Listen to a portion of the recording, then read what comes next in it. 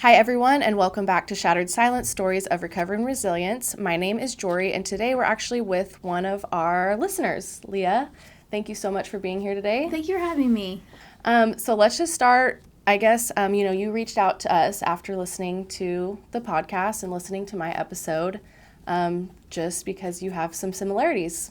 Yeah, I do. I really wanted to, I thought your episode really resonated with me and your strength to just talk about what you had been through, especially because, unfortunately, there is such a stigma around these things, and I think it's important to break them down when we can, and it comes from people that have gone through this that are going to do it. You know, you and I are going to break it down. And so it's kind of where I felt like I wanted to speak more about things I had gone through, because I had not talking about them and kind of being reserved with it wasn't helping me, and it definitely wasn't helping anyone else. Right.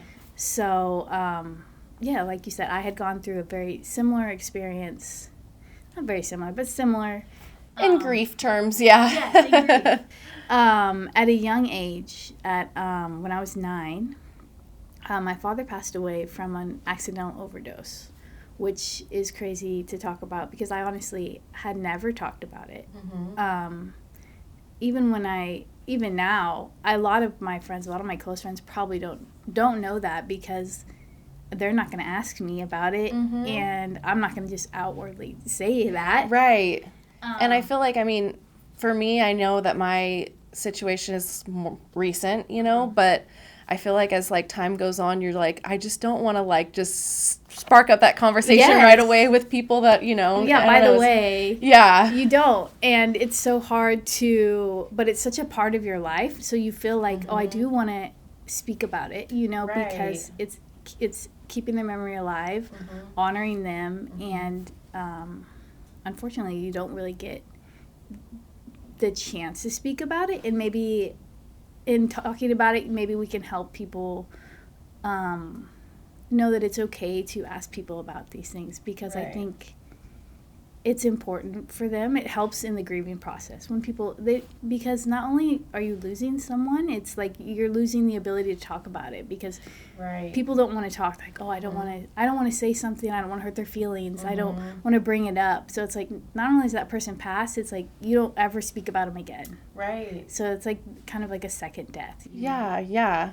because you kind of I don't know, as for speaking from my personal experience, it's like, I don't know, you just feel like I don't know, for me, I just feel like everyone should know, I want everyone to know so that I don't have to sit and like we're talking about, just go and explain it and then make people feel weird about it, or they don't know what to say to you, and they don't know how to respond. And everyone's different, but that's why I feel like talking about it, whether people have gone through grief or not, even from a supportive role, as a friend or anyone, to know that hey, we're okay with you asking about this, you know what I mean? Yes. It's just a hard thing in general. It is. So talk about a little bit more about when you were younger, and your dad, right? Yeah. So my dad, he passed away of an accidental overdose when I was 9.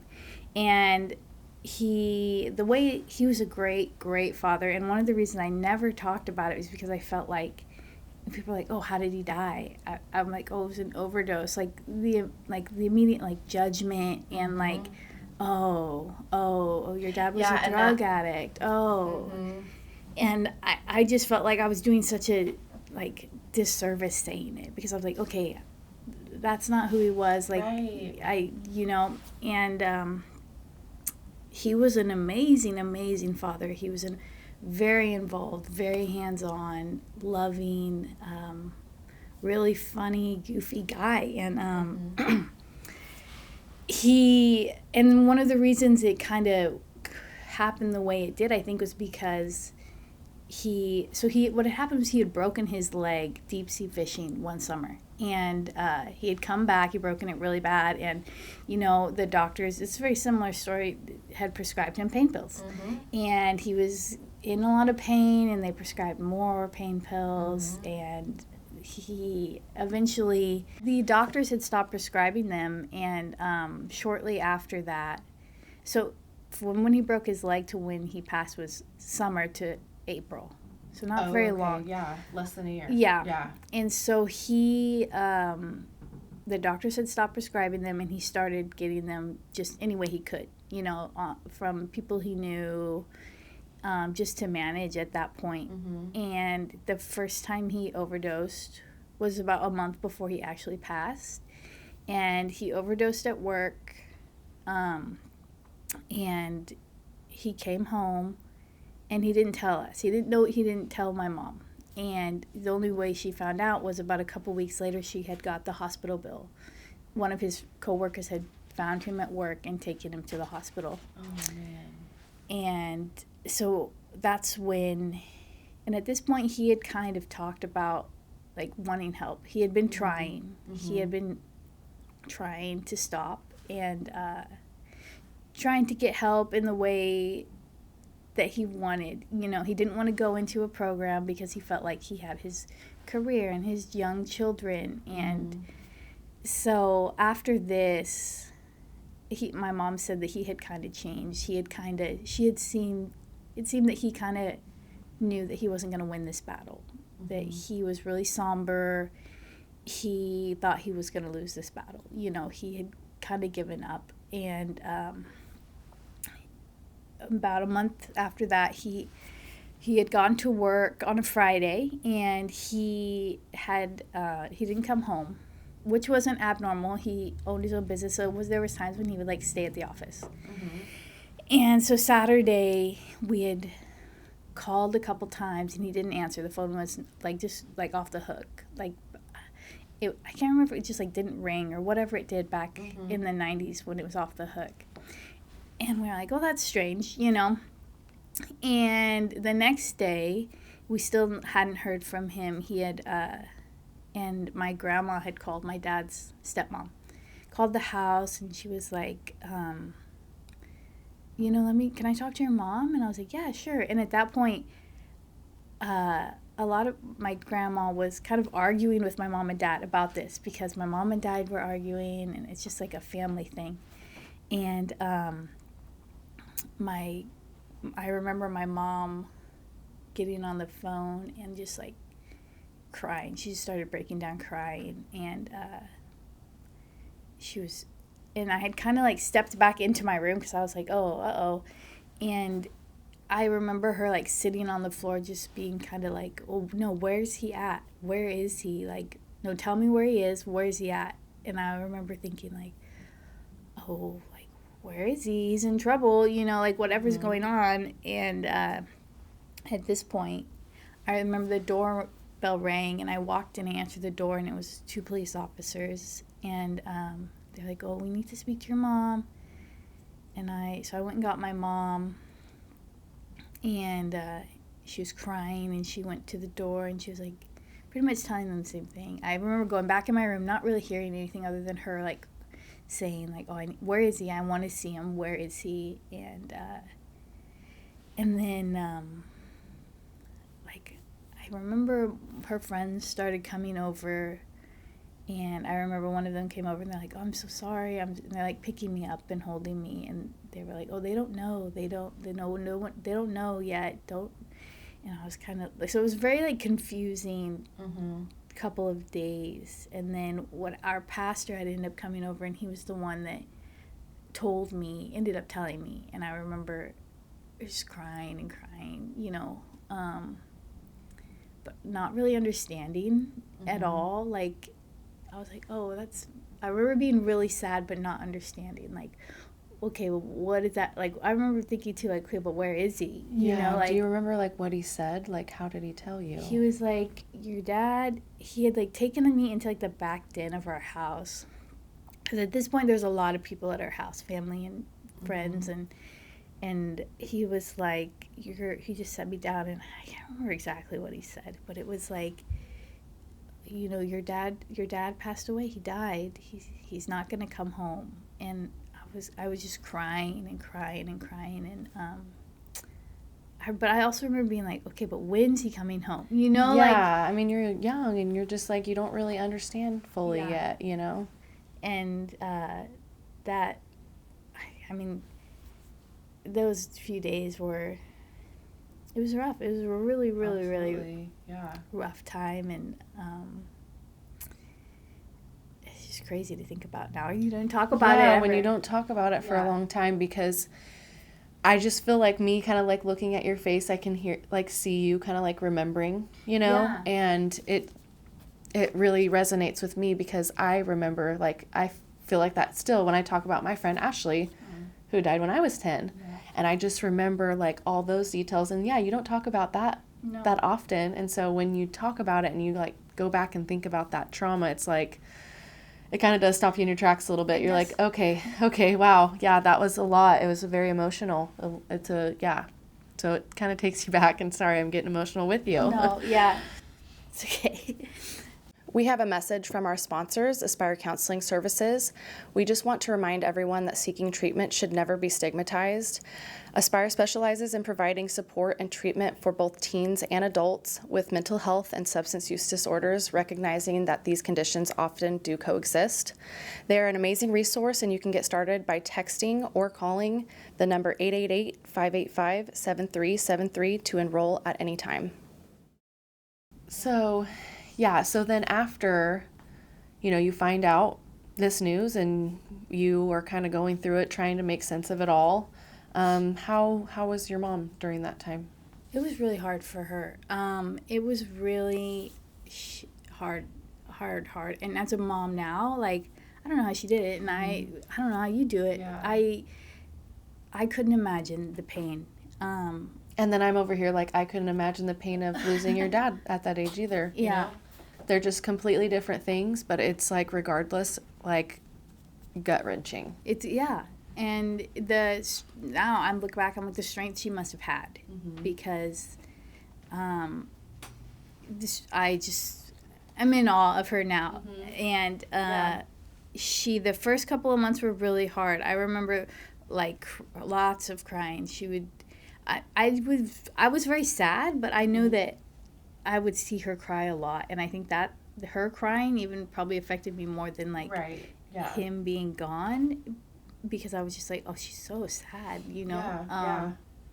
And did you end up going to counseling or anything? I did. When you were young? I did, for a little bit, a couple months, because, back then it wasn't really like it is now. It's mental health and those type of things, and even, like, I remember I went to, like, a small school on, like, the small side of town. Like, I was one of the, if not the only kid in my school that something like this had happened to, you know? So even my teachers and things didn't know exactly how to, like, help.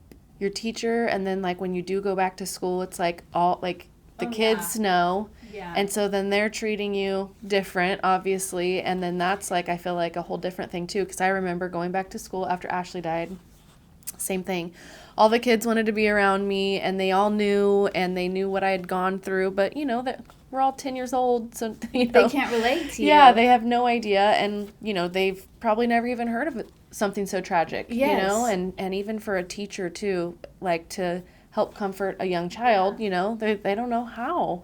Yeah, and like you said, like, that's, I remember coming back and, like you said, all the kids are like, oh, I'm sorry, I'm so happy to see you, but, like, they're not understanding. Right. And they can't really, and at that point, I felt like, I don't know how you, but, like, different. I felt different. 100%. You're, like, feel like you're sticking out like a sore thumb, too. Yeah. You're like, man, everyone's looking at me, everyone knows, and I'm just sad, I just want to be sad, like, I don't know, it's just kind of a really, really weird feeling to be back at school. Yeah. Like, I remember that. I remember it being so weird. Yeah, exactly. And I remember, like, wanting, as I grew older, like, I was like, I don't want to be different anymore. Like, I want to go back to, I remember a boy, and he was so nice. He's just like, I remember one day crying at school and being like, oh, I miss my dad. And he was like, I know, I miss my parents when I'm at school, too. And I was like, and I kind of had this idea, like, oh, he doesn't get it. And it was like, oh, he's not going to get it. You know, like, and then I was like, oh, they're not going to get it. They don't get it. Right. And so I just remember it's kind of like the innocence of childhood is kind of like pulled away. Yes, 100%. Because I do also, that's a good point, because I remember being young, and I remember hearing that like from my counselor. It was like, man, she just is so mature for her age. But it's like, well, I mean, I witnessed something, you know, tragic. And yeah, it does. It really just makes you kind of grow up at that young age, you know. You just, I mean, you're kind of just get slapped in the face with some like reality a little bit, and you're like, whoa, like something like this can happen. It does happen, and you're like, oh, especially all your friends are like, oh no, that doesn't happen, and you're like, no, I know it happens. Yeah. And yeah, exactly. So can you talk a little bit more about like counseling though, because we kind of touched on it a little bit, but like as a kid, did you go see like your school counselor? I remember my mom asking the school, because this boy, I remember this very vividly still. This boy, kids are mean, first of all. I'm not going to say this is an abnormally mean child, but I remember we were just teasing each other, and I was like, oh, like, you don't run fast, you know, like kid things. And he's like, yeah, well, your dad died. And I remember just like crying, immediate crying. And like my mom happened to be on campus that day, and I just ran to her, and she was like, I remember taking me to the office and being like, I need to get Leah help. Like, is there a counselor here? And at that time, I don't even think they had like, it was like one counselor for the district. Yes, you know? It was, yeah. So they were like, oh, okay, well, we don't have anyone here. And but then I did meet with the counselor, not even the counselor, I think it was a school psychologist, because I don't think at elementary schools they had those. Yeah. And so we had like very brief conversations at the school. And I think they had told her, like, maybe put her in therapy, like, outside of school. And I did go to therapy, and I felt it helpful in the most, like, that this person knew what I was going through in a very small sense. You know, like, they would say things like, oh, do you feel this way? And I'm like, wow, yeah, I do feel that way. You know, like, how do you know that, you know? Yeah, just validating your feelings as a kid, yeah. When no one else really was. But I didn't go very long because I didn't like it. I remember, like, her, because I had tried to, like, come up with in my mind, like, that didn't happen. You're not different.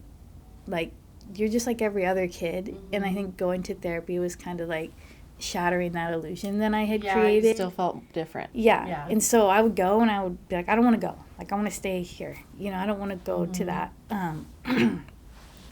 So it did help, but it also, like, made me feel really different, which I was struggling with. And it's hard as a kid, too. I mean, you're talking with a random adult. You're already, like, I feel like kids are already shy. They don't even want to talk to, like, when an adult says hello to them, it's like, okay, I don't even want to say hi to you, I'm shy, you know, or whatever, but let alone talk about all your feelings. Yeah, and I remember being like, this person's old. Like, that's what I just kept thinking, like, they don't know, like, they're old, like, so that's, I mean, I did enjoy, I would say that it helped me in the validation standpoint. Even if it's in a small sense, I feel it was a small, and it did help. I would say, like, it did really, truly help. Right. In the long run. Yeah. And so as you kind of continued, like, throughout your life, I guess, how did that affect you, like, not having your dad? As I got older, I noticed, I mean, now that I look back, I can see it, but when I was, like, in high school, you know, I was really, I don't want to say I had a lot of shame, but I definitely didn't want to tell people how he died. I was ashamed. I was ashamed wrongfully. Right. I shouldn't have been. Well, it's just about that stigma. Yes. I mean, especially in that time frame, you really didn't hear people talk about overdose, and at that time too, I really do feel like it's like you said in the beginning, it's like you don't want people to look down on them, which is exactly how I felt about Kyle too, even though it is more commonly talked about now. But yeah, especially back then, I feel like, you don't want, like, you want to talk about them in a good light. You don't want it to feel like you're shaming them and that you're ashamed of what they did. You know what I mean? Like, I totally get that. It's such a small part of their legacy that you just are like, you know, when you say that, people are like, oh, that's who they are, you know, so you don't want to, like, even tell them that piece. I remember even, like, my mom having conversations with adults, and, like, I would be listening, and I remember someone being like, oh, like, saying the most ignorant things, you know. They would be like, oh, do you think he went to hell because he was a drug addict? Oh my gosh. Yeah, really awful things. And I remember, now I'm an adult, I'm just like, it was just so, even back then, even now, the stigma back then was so bad. And so I'm just like, people think that way. People have these thoughts and these ideas, which is like, it's very dehumanizing of the situation. Right. So I think that kind of was like why I was like, okay, I'm not going to tell people how he died, because I was like, first of all, he was a great father, and I was like, I see how you guys are reacting to my mom. Like, I don't want that. And so, but like the older I got, the more that conversation came up, because they're like, oh wait, your dad died? Like, that's weird, you know, like, how did he die? And I remember I would always like make up stories because I didn't want to talk about it. I would always I would say like crazy things. Not always. At first I would just say like he had a heart attack or he died in a car accident. But then I remember I said a car accident, and they're like, oh, when? Like, my dad's a police officer. I was like, okay, don't use that lie anymore because they're going to ask questions. But I remember my friend, she asked me, and I told her, one of my best friends, Kristen, and she's probably one of the only persons, and the first people I had ever told. And she was real, I don't want to say endearing, but she was understanding. She was like, oh, like, I'm sorry. And she understood why I didn't want to talk about it. And so I remember I would, like, make up a lie, and she would back me up, and she would be like, oh, yeah, that's true. Like, that is what happened. And I remember one time some boy came up to me, and I was like, oh, Kristen told me about your dad. And I was like, oh, yeah, thank you. And she's like, so he was like a scuba diver? He died in a scuba diving accident? Oh my gosh. And I was like, what? And he You're like, that's kind of an extreme story. And he was like, she told me he died in his scuba diving accident. And I was like, oh yeah, he did. Yeah, that's how it was. Yeah. So I was like, okay, funny. Yeah. So I just was like, I never want to talk about it because I had a lot of guilt. And so, I mean, like I said earlier, I don't think a lot of my friends knew how he passed. Right. Other than Kristen and my husband, I really don't think anyone, you know? Yeah. So did your mom tell you right after he passed how he passed? She didn't. She didn't tell me right after. She didn't tell me for a couple months. And then I think that thing with that boy happened. And she had kind of realized, like, okay, someone's going to tell her. And it might as well, like, I need to tell her. Yeah, it needs to be me, yeah. And so I remember we were driving to school, and, like, our school days there was a lot of crying. Like, sometimes we would cry I would cry in the morning, or she would cry in the morning. So I remember being, like, constantly late to school. And I remember driving to school, and she was crying, and she pulled over and told me. And my sister was in kindergarten at the time, so we went to school at different times. Oh, okay. So Aubrey wasn't in the car, and she didn't tell Aubrey for a while. Aubrey was younger. Yeah. And so Aubrey didn't know. I remember her telling me, and then she was just like, you know, your dad didn't die. I think they had told me originally, like, a heart condition or something. You know, his heart stopped is what they told me. And she was like, his heart did stop, but, like, it stopped because of drugs, like a drug that he was taking. And I was like, okay, like, all right. Like, and at that point I was like, I didn't really fully understand it. I was like, how he died, I don't really care because he's gone. But I remember being like, okay. And I also remember being like, okay, we're not going to talk about it in front of Aubrey. We're not going to talk about it in front of other people because it kind of seems like people don't want to hear it, you know? So. Yeah, and I feel like, man, and in my own way, I can relate to that because I'm like, I don't know when I'm going to tell Brooks. I don't know when. I don't know how. I don't know what's the right way, wrong. There's no right or wrong way, I don't think. But it's like, yeah, I just also want him to like have good memories of his dad too. Mm-hmm. And so that's just a really tough spot to be in. It is. Yeah. Like you said, there is no right or wrong way. Yeah. And so, yeah, I was just curious to know because also one of my friends who was on an episode, he lost his dad at 2 months old, and it wasn't an overdose, but still he didn't even know how his dad died until he's 16 years old. Oh, no. Yeah, and so that's why I just feel like regardless, it's important to know. It's like, important there is to going to be a know. time, but I feel like, you know, I would tell him earlier than making him wait that long, but yeah, I don't know. I don't know until I'm there. It feels like there's a right way and it feels like there's a wrong way, but I don't think there is. Yeah, I don't think so. So then after your mom told you how your dad passed away, I mean, and I don't know timeline-wise, but how did your, like, family change after your dad passed away? How was it for you and, like, your sister? Do you just have one sister? Yeah, Okay. just one younger sister. So it was just the three of us, you know, after that. And, I mean, it don't immediately changed. My dad, he owned his own business, you know, which gave us a lot of freedom. My mom was a stay-at-home mom, you know, so my dad would take us out of school, we'd go camping, like, all the time. We had so much freedom, you know, as it comes with working for yourself. And when he passed, almost, like, things changed night and day. My mom had to go back to work, which is hard to do when you have two kids. Absolutely. Oh, my gosh. Yeah. We lost our house because we couldn't afford it. So we had to move from our house to an apartment. Can you talk a little bit about that? Do you remember, like, having to leave that house? Yeah, I do. And it was a really traumatic, that in itself was a lot of trauma. That's what I was going to assume, you know, because that's your space with your dad and you have to leave there now. Yeah, and I feel like the house, like, it was like our house, you know, it's your home. And every house I would say we lived after that did not feel like a home. It felt like a house that we lived in. So, like, we left.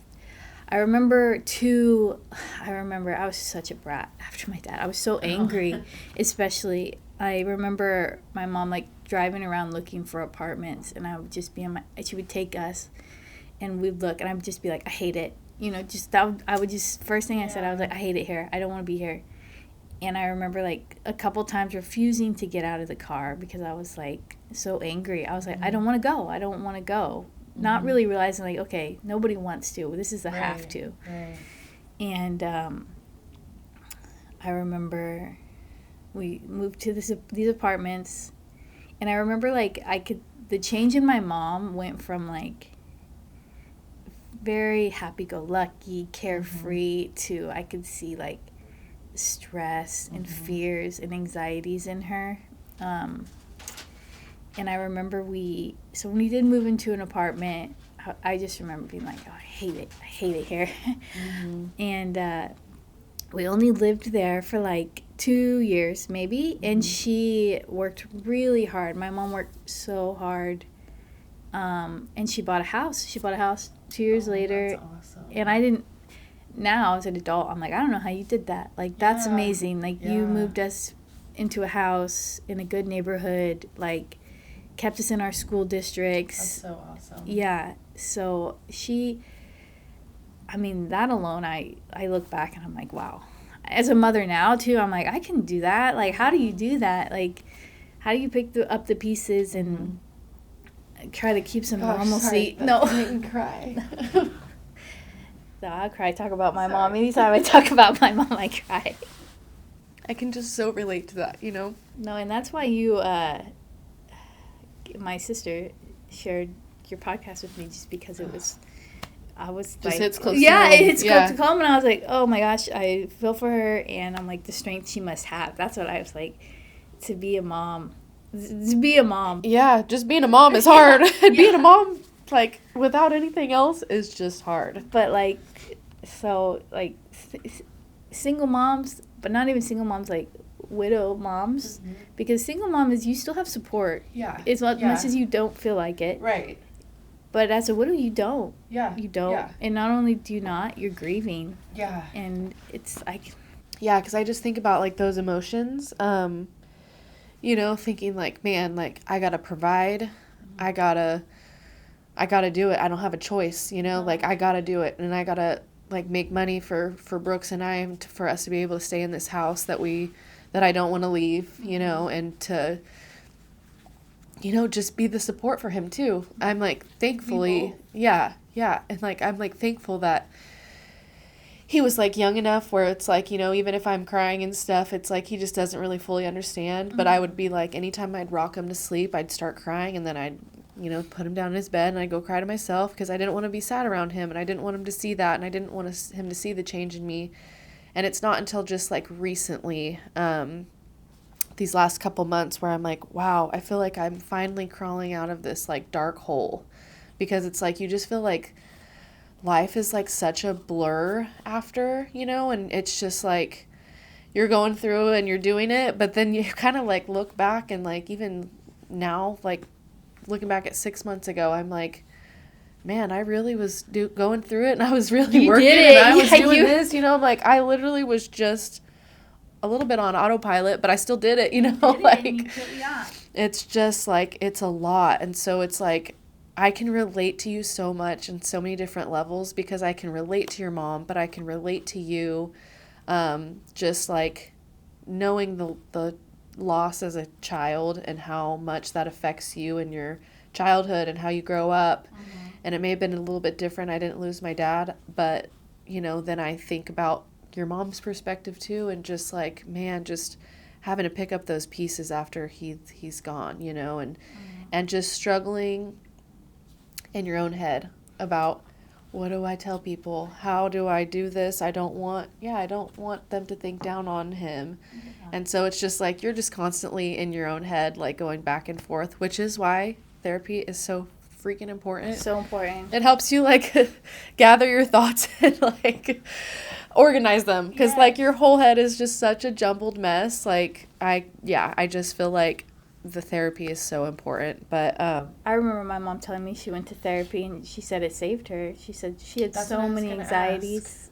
Yeah, I remember her telling me that she couldn't even, like, she was afraid to drive. You know, all these fears all of a sudden just, like, okay, what if I crash the car and the girls die? You know, like, these things you never think would happen all of a sudden do. Yes. And so I remember her telling me she went to therapy. Because as I got older, I got more into therapy, and she had told me that she had gone to therapy, and it's kind of saved her. Yeah, I mean, I feel like talking about, like, new fears that come up. It's like I've always been pretty, like, fearless, I guess. Like, I don't know. I loved, like, roller coasters, and, like, I always wanted to go skydiving, and I always, like, all the, like, thriller stuff, you know. And at this point, I'm like, it was, like, not even that long ago, I was talking to my sister, and I was like, yeah, I'm just, like, kind of afraid of heights now. And I've never been afraid of heights. I don't know why. And I was like, oh, that scares me. I have so much anxiety. Like, and I think about the worst possible thing that could happen, you know? And I'm, like, sitting there, like, I just have so much anxiety. I don't like heights. And she's like, who are you? She's literally like, wait, who are you? Are you being serious? I'm like, I'm being dead serious. Like, all these little random things, and I'm just like, I don't know, it does change you, because you just, when the worst does happen to you, you think about what else. Everything can happen. Yes, everything you're can just happen. like, okay, the worst happened, and now this could probably happen right now. Like, even, like you said, driving. Sometimes I'm like, oh my gosh, what if I, like, swerved and I went off the road and then I'm way down in that ditch? Like, why? Yeah. Why even think that? Yeah. Why does your brain have to take you there? Because it does all the time now. Especially so young, you know, like, those aren't fears that, like, even people your age have, you know, so it's so, like, people your age are like, oh, why do you think that? And it's like, I'll tell you why I think it, because I've been through it. Exactly. So, yeah, it's hard. Yeah. But, you know, it does, like you said, like, as an adult now and thinking back at your mom, you're just like, man, you were resilient. You did a great job at picking up those pieces. And, yeah, so do you want to talk more about your mom? Yeah. And like just how she supportive she was. She was amazing, and I would say the first year was rough, but she really rallied. My sister and I mean, wanted for nothing. You know, we had a really good life. She took us a really good childhood. We had a really great childhood after that. Like, when I think back on my childhood, I'm not like, oh, woe is me, you know, although it was filled with trauma and sadness. Right. My mom gave us a real sense of normalcy and completeness just in the three of us. And I think that was really important in growing up. Like, I know how hard she had to work for that. Right. And I know that people, especially now, like, and I think when I look back at her, I get so sad because, you know, you're just like, man, I wish I would have said thank you then. Especially as a mom now, I'm like, I didn't know you loved me this much. I didn't know you cared that much. Yeah, I didn't know you could love someone. Yeah, I didn't know Yeah. you could love someone that much. So with your mom, like, giving you guys, you know, like, a great childhood regardless of, like, the trauma that you guys went through, I know that for me, I've had a lot of help from Kyle's family as well. So, like, how was, like, family life with your dad's family after that? It was hard. It was really, I would say, like, you know, with this, like, sudden unexpected grief, it's like cataclysmic, you know, for everyone involved. And I can look back at it and be, like, less angry about it, I'm still angry about it, but less angry about it. I know that before my dad passed, we were all very close. We were a very close family. I was very close with my dad's family. And after he passed, just the way he passed too, I think there was, what I learned coming up to it is that, like, there was kind of a lot of family trauma developing because I know that my mom was trying to get my dad help, and kind of other family members were like, oh, it's not that bad, you know, like, you're just kind of like making problems out of nothing. So just brushing it off, yeah. You know, like, he's fine, you know, like, you're just making all these problems. And my dad was very happy-go-lucky, very like, oh, it's fine. And so when my mom was like, no, it's not fine, you know, like, I know it's not fine. I think his family was kind of like, you're creating problems where there's no problems. And then when he passed, it was kind of like, I know that they were upset in their grief. You know, like, everyone's grieving their own ways. And grief will do awful, terrible things to people. And so they kind of, I don't want to say blamed my mom, but maybe there was blame, like, you should have done more. And I feel like, unfortunately, that just does kind of happen when it comes to overdose or even suicide. Yeah, yes, it's especially. A lot of blame. A lot of people, like, if we would have known, and... Yeah, we could have done something better, but it's like, I mean, it's so hard to say that. Yeah, and it's so unfair to say those type of things. So after he passed, really, I didn't see any of them ever again after the funeral. Oh, no. We didn't see any of my grandparents. We didn't see, like, my uncles or anything. It kind of just came to a head, I think. And I'm sorry to hear that. Yeah, that's tough. It was tough. It was really tough. On top of all the other stuff you're going through. You lose a lot with grief. You know, you don't just lose the person, you lose the connections. And, like, I will commend my mom again, like, for, I don't want to say she kept us out of it. Like, I was very much in the dark about those situations until I got older. And even then, she wouldn't tell me. It was like, it's like my mom's mom telling me, because she's like, and I'm not gonna keep this secret for them, you know. So she's telling me, and I'm like, I didn't even know any of this, you know. So it was really hard. I know now, I can look back now and be like, I know that it affected them profoundly, and that's kind of like the peace I'm giving them, you know, like, I understand the grace I'm giving them. Like, I understand that really rocked your world, losing him. Right. And so I'm giving a little bit of grace with that. But it was really hard to lose that side of the family as well. And I think that's what happens when you have these things that are out of nowhere. No one expected it.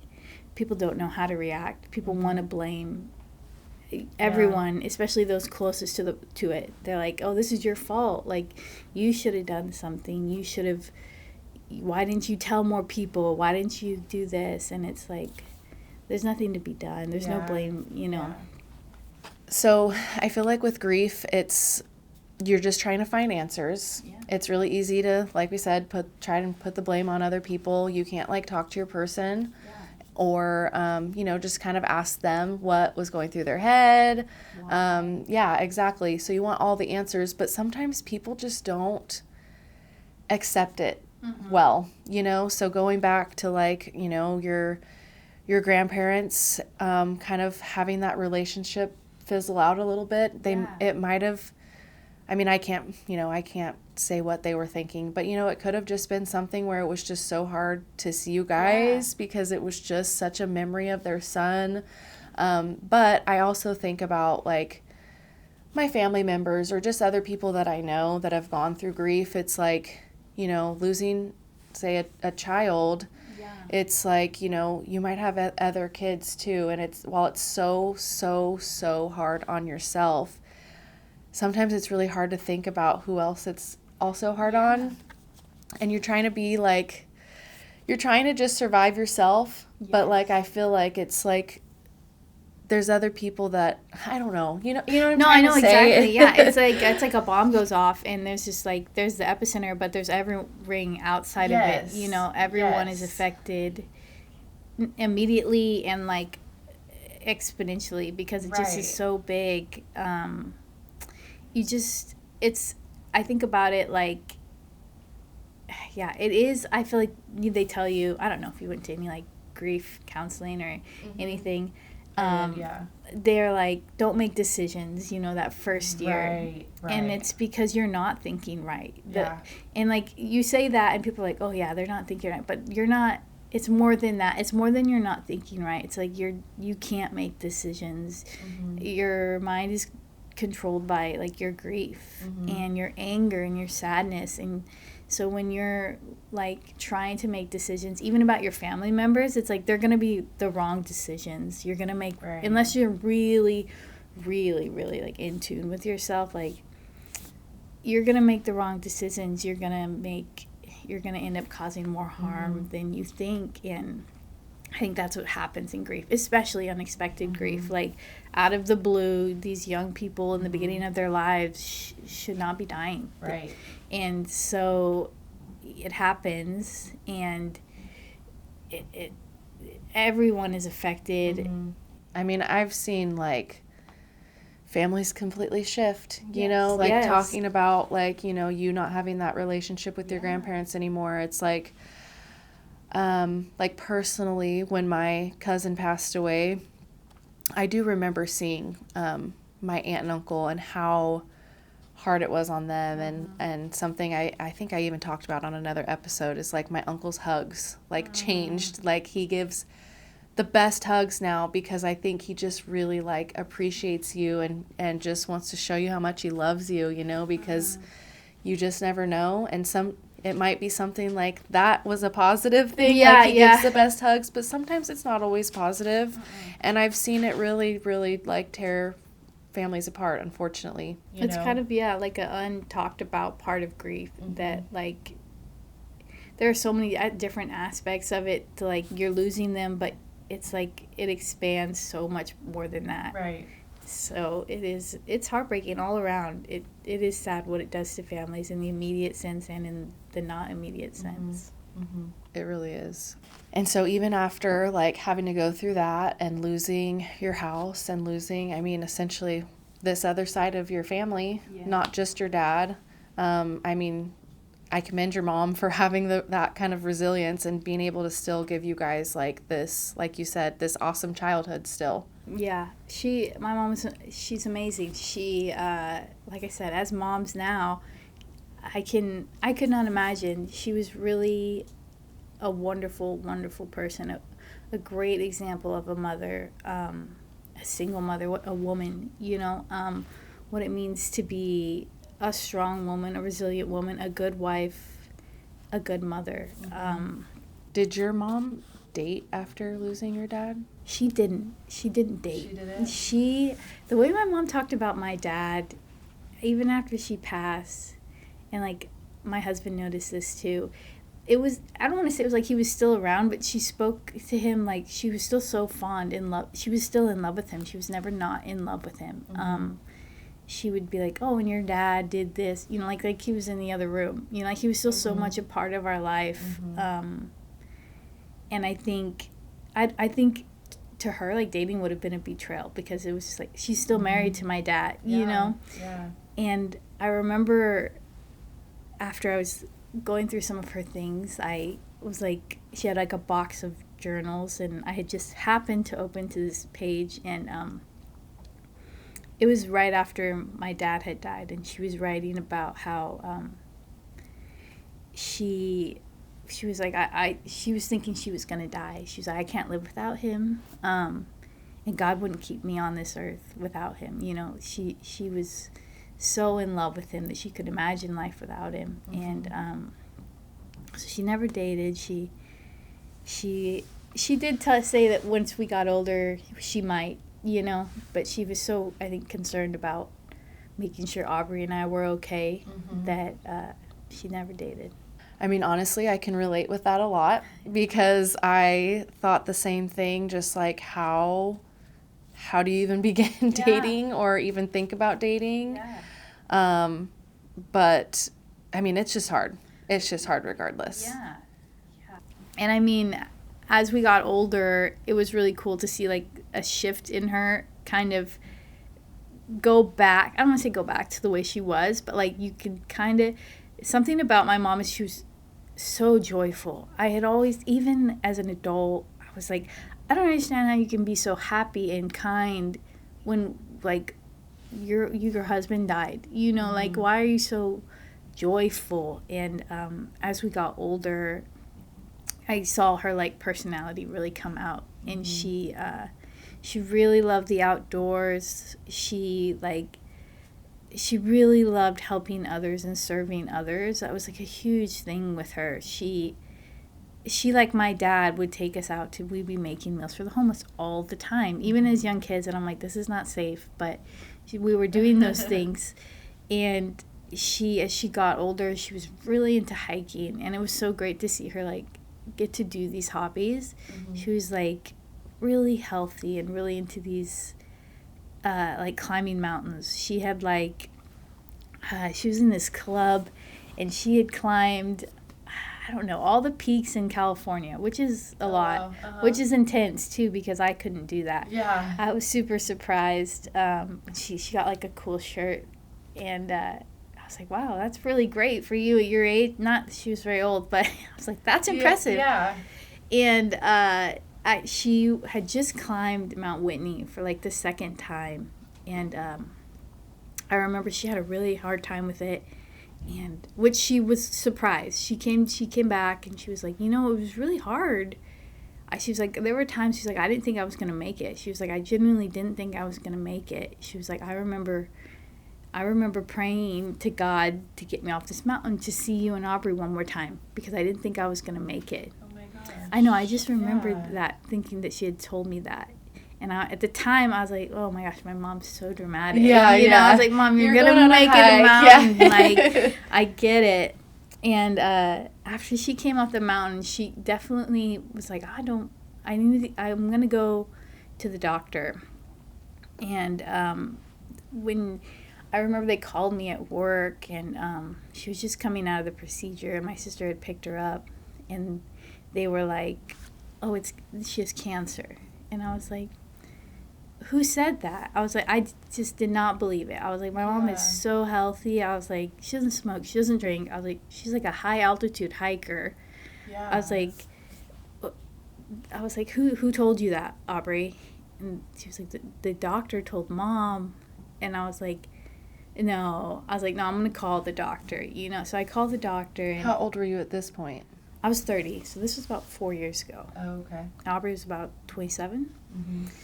and they were like, yeah, it's cancer. And I was like, how can you say that? Don't you need to test? And he's like, no, I've done this for a long time. And it's cancer. He's like, I know it's cancer. And so we were all really shocked. I mean, what kind of cancer did she have? It was colon cancer. Okay. Which we were really shocked, and they were like, it's stage 1, you know, like the prognosis for stage 1 is great. Like, so we were kind of like, okay. And I remember my sister and I, they're like, okay, we're just gonna remove the tumor.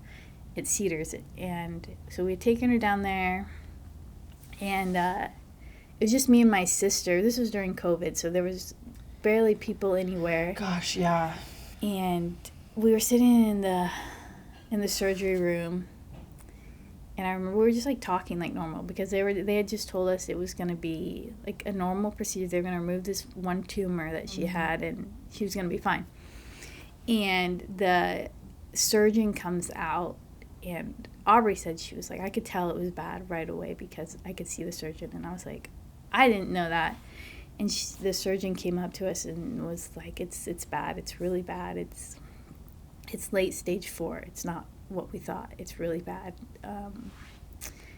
And we're just like, what? Like, what do you do in those moments? Yeah. You know, like, I remember thinking, like, oh, I need help. Like, someone help me. And there's, like, no one there for you, you know? Yeah. And I remember she's like, I'm sorry. Like, we're still in the surgery, but I wanted to come tell you, like, we're not gonna be able to do the surgery like we thought. Like, we're just gonna close her back up and then talk about what comes next. And I remember they were like, okay, she's in recovery, she hasn't woken up, like, do you guys want to talk to her, like, when she wakes up? And I'm like, oh, well, did you tell her this? And they're like, no, we haven't told her. And I was like, I don't want to tell her, you know? I was like, I don't want to tell her, like, and they're like, and she's probably going to sleep through the night, and the doctor's going to talk to her in the morning, but if you want to go see her when she's going to wake up. And I was like, well, what am I supposed to do? Just, like, tell her it went fine, you know, like, or tell her. And they're like, well, that's up to you. Like, you. And I was like, oh my gosh, I don't know what to do. That's so hard. I'm so sorry. My gosh, yeah. That was one of the, and I remember the doctor on call came in and was like, I'll tell her. She's not going to remember in the morning, but I'll tell her right now. And so he told her. She was really out of it. I don't think she understood. But I remember the next morning, the doctor came in and told her, and it was just me and my mom, because they wouldn't let Aubrey up because of COVID. It was one person at a time. Gosh. And they were like, he came in and he was like, it's late stage 4. It's late, like, and we're like, okay, well, what does that mean? And he's like, it's not good. He wouldn't say, like, but I just remember my mom started crying, and, like, I hadn't really seen her cry in a long time. I think now as a mom, like, I think back and I'm like, I think, like, the fear of leaving your babies here without you, even as adults, I'm like, she was afraid, and it was just a lot to take in. Yeah, absolutely. That was like just something, that was a really tough time. Yeah. And so she ended up, you know, they started chemotherapy, and it worked. And the cancer had receded to something like 0%. Oh, wow. Okay. And so what they said was, because it worked so well, she was in this pool for, like, a very high-risk surgery to remove, like, the tumor and everything. And so they did the surgery, and it went well, and she was fine, and we kind of were all really happy, you know, even through all that. I had never been like, my mom's not going to die, like, this is not going to happen twice. Right. You know, like, it's rare to happen once, it's not going to happen again. And so we had never, like, that thought was so far removed from my mind. I was like, it's not going to happen. And I remember it was New Year's. She called me, and she was just like, I'm in so much pain, like, and she was like, can you come to the house? And so I come over, and she's in a lot of pain. I'm like, okay, we need to go to the hospital. Like, if it's complication from the surgery, you know, she had this we take her in. So it wasn't that long after the surgery? No, so she had the surgery in July, and then, so we have July, August, September, October, November, December, January, about 6 months of, like, recovering from the surgery. She was in the hospital for about a month and a half, though, for the surgery. So we had about 5 months where, like, thought we were in the clear, and, like, things were kind of getting back to normal. Mm-hmm. And so it was New Year's, and we're in the hospital, and they're like, you know, the type of cancer she has was not showing up on scans. That's why we were having these issues. It only shows up on a PET scan. And they don't have PET scans at the hospitals here. And so they're like, we did a scan, it's fine. And I was like, something's not right, mm-hmm. you know. And they're like, we're going to try to transfer her to Cedars, but it's COVID, so there's not a lot of transfers going in and out. So she stayed at that hospital for a couple weeks, and they transferred her to Cedars, and at this point they weren't letting anyone up, so she had to go by herself. They wouldn't let anyone up to visit her. And I remember she called me and Aubrey, like, conference called, and was like, it's like, the cancer's back, like, they can't do surgery, there's nothing they can do, like, kind of, like, telling us, like, she was like, this is what you guys can do if I die, like, really just kind of, like, laying it out for us really quickly and briefly. And it was just, like, very surreal conversation.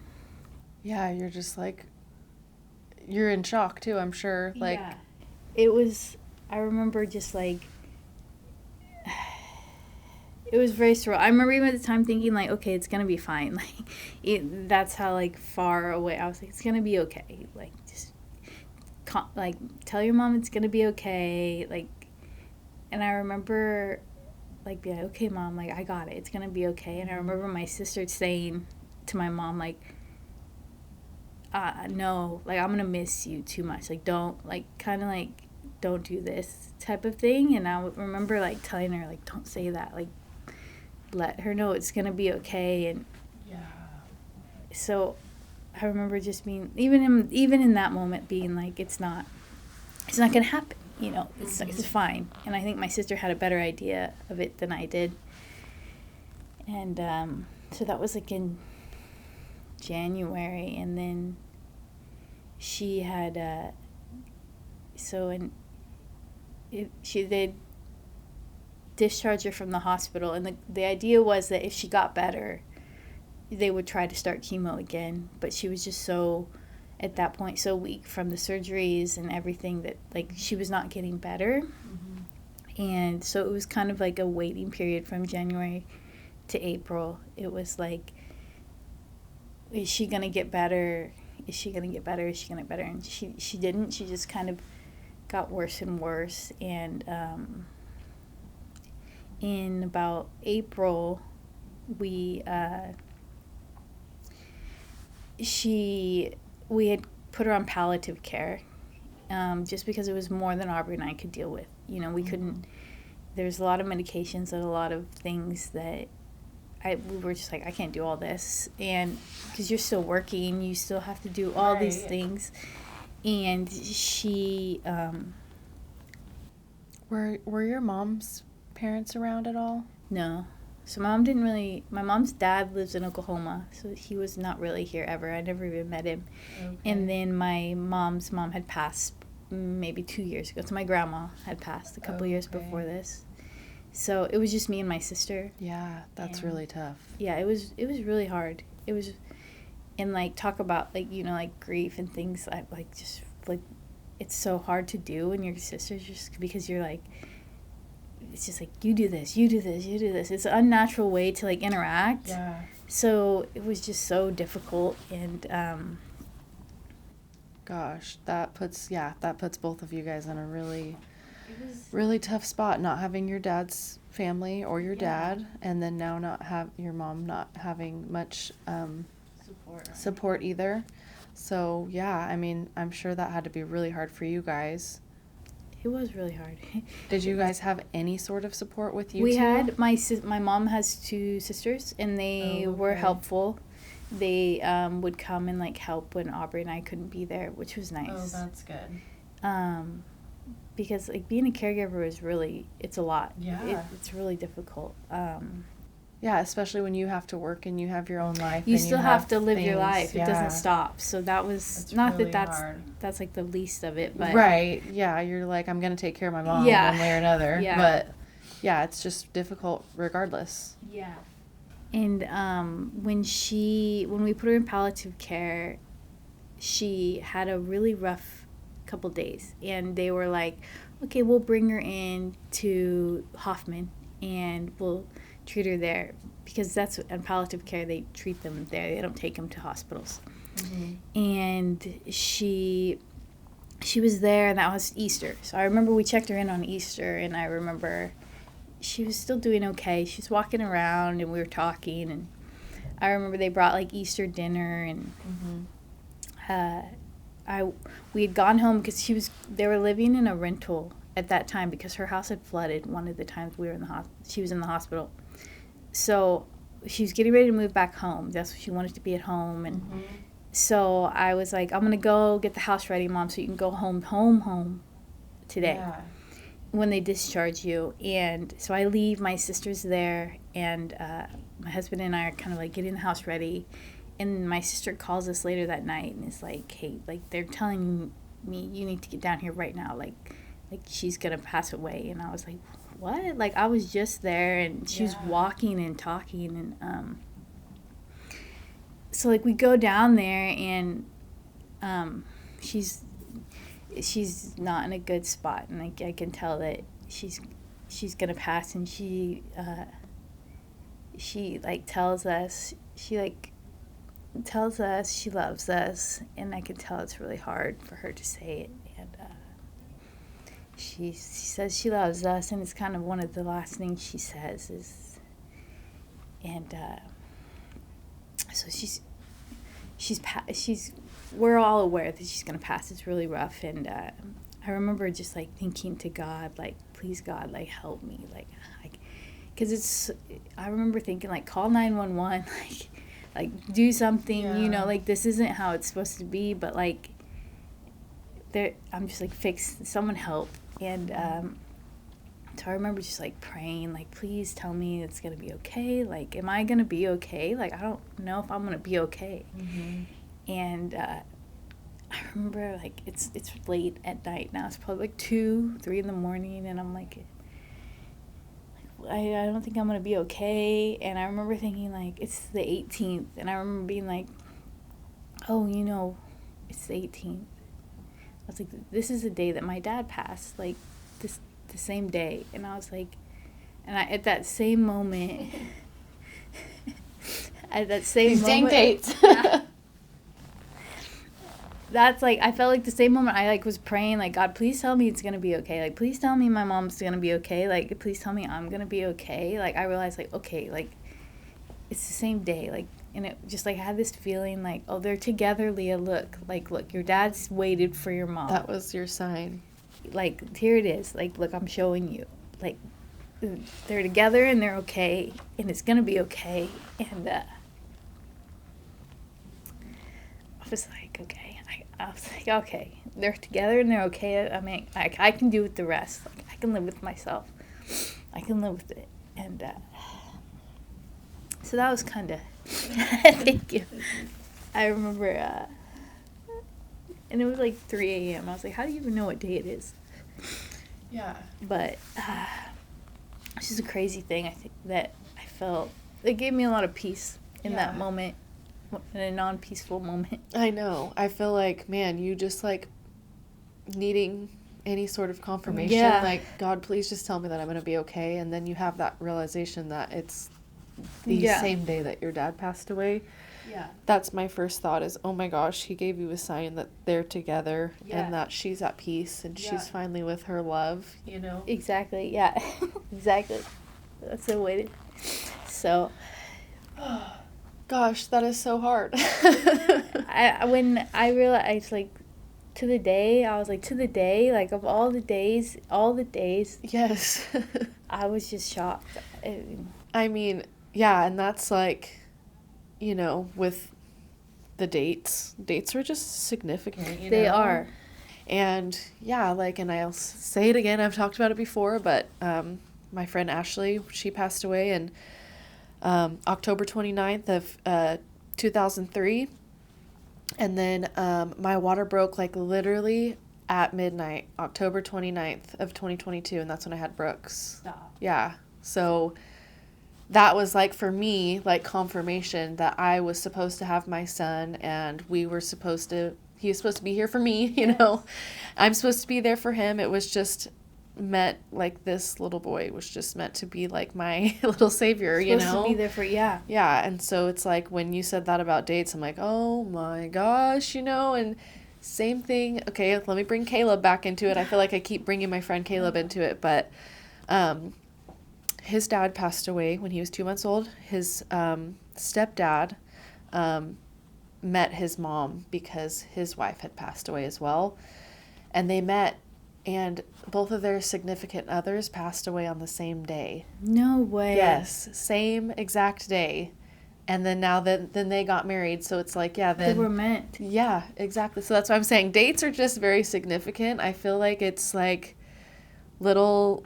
However anyone wants to think about it, it's fine. But for me, I just take them as little confirmations of... Yeah, it was meant to be. Yeah. Really as terrible as that sounds. Yeah. But it gives you at least some sort of peace and, like, comfort. Like, you know, I don't know. No, that's how I took it, you know. It's that's how I took it. I mean, right away, like, when my water broke, I mean, I even knew, like, when I got, like, my due date, when they told me my due date, it's like, oh my gosh, he's going to be born on the day that Ashley died. I just, like, had this feeling.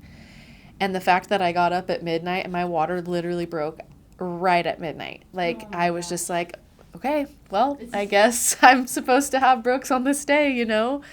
And so, yeah, it's just, I don't know. It's just these little things that I've found comfort in. That, yeah, I do feel very comfortable. In peace, like, so much peace, like, immediate peace, I would say, in the moment when I needed it. 'Cause I was like, I remember thinking... If this room was on a cliff, I would open the door and jump off the cliff. Because I was like, I do not want to be in this room. I do not want to live through this. Yeah, it's tough. So I was like, it was such an immediate knowledge, too. It was crazy. Yeah. For in that point in time, the thought of when your dad passed and the date comes into your head. Yeah.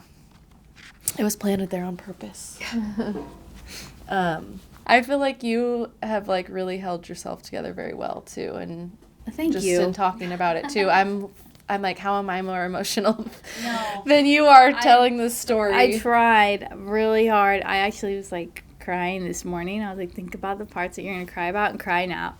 Hey, you know what? That's a great thing though. I've had to do that sometimes where I'm like, I know I'm going to work and I'm just sitting here thinking about Kyle and I get it all out and then I go to work and I'm like, hi guys, you know, right? You got your smile on, you know. Part of it, at my mom's funeral, I was like, read this until you don't cry. It's like all morning I was reading it and I was like, okay. And then when I read it at funeral, I didn't cry. So. There you go. Yeah, sometimes that's just, you got to get it out at some point. Yeah. So get it out before so you can talk. But anyways, I really do thank you so much for coming onto the podcast. Thank you. Because I know how hard it is. Well, one, to talk about how your dad passed away, and I know it's not something that was talked about often with you.